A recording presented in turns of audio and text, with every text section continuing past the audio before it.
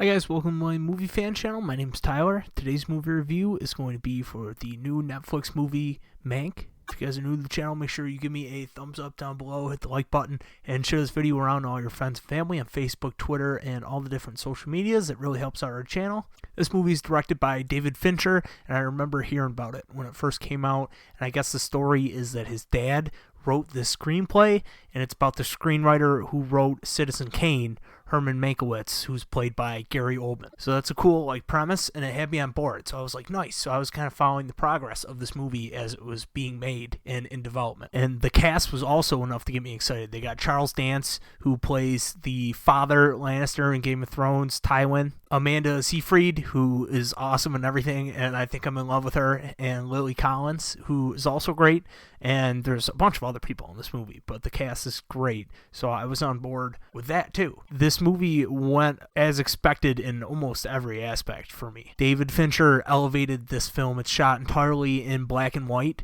and there's beautiful sprawling landscape shots. There's close-ups on Gary Oldman, the way that they framed a lot of his scenes, and David Fincher made some awesome choices. Obviously, he's an excellent director, so I went in expecting that. I even like the way he shoots this handkerchief falling, and I think he does it twice. There's a couple times, and I'm like, why is he doing that? But I just like the way it, I don't know, he directed the shit out of this movie. It was really good directing. Gary Oldman was phenomenal, as he always is. He brought an extra layer to this already dynamic character that is the smartest guy in the room, which comes into play in a couple scenes, like the one where he stumbles in drunk at that party and he's just rambling on.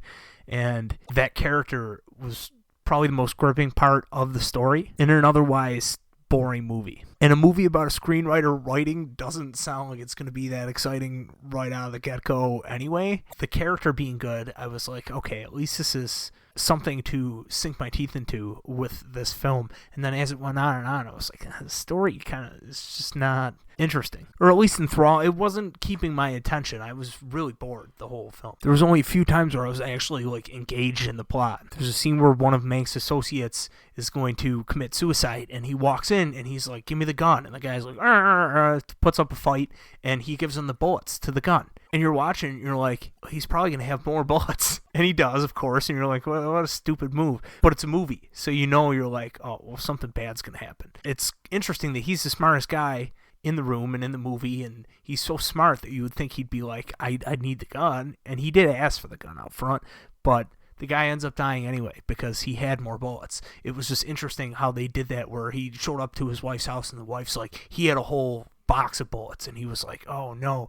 And the consequences of that mistake were so high. It was such a big mistake that he made, not getting the gun away from the guy, or not taking the guy back home or to get help or to the police or whatever. Overall, this movie was a little bit too long and definitely pretty boring for my taste. Admittedly, I've never seen Citizen Kane, which the screenplay that Mank is writing in this play becomes Citizen Kane. And that's something that I want to do as a retro review for you guys, because it's renowned as one of the best movies of all time, and I've never seen it. And it's partially because I want to sit down and just enjoy it and have the best possible setup I can have to watch it, and I just always put it off. So it was one that I've never seen that I know I got to see, but now that I'm reviewing movies for you guys, I'm going to do it hopefully early on in 2021 coming up here. I'll make it one of my retro reviews. But I feel like that shouldn't be a prerequisite to see this movie to get something out of it, to know the background of the screenwriter and stuff. You should just be able to walk in and enjoy a movie. And I didn't have that much enjoyment out of this movie. I was really bored. I was like, I don't know what I thought this would be, but it's not super entertaining for me. There were a couple times where I felt at least a little bit rewarded to get some kind of enjoyment out of this film for the time that I put in. Let me know what you guys thought down below. Give me a thumbs up like I said in the beginning, and share this video around all your friends and family on Facebook, Twitter, social media. Also hit subscribe and the little bell. That way you get alerts when I post a new video, and I will see you guys in the next review.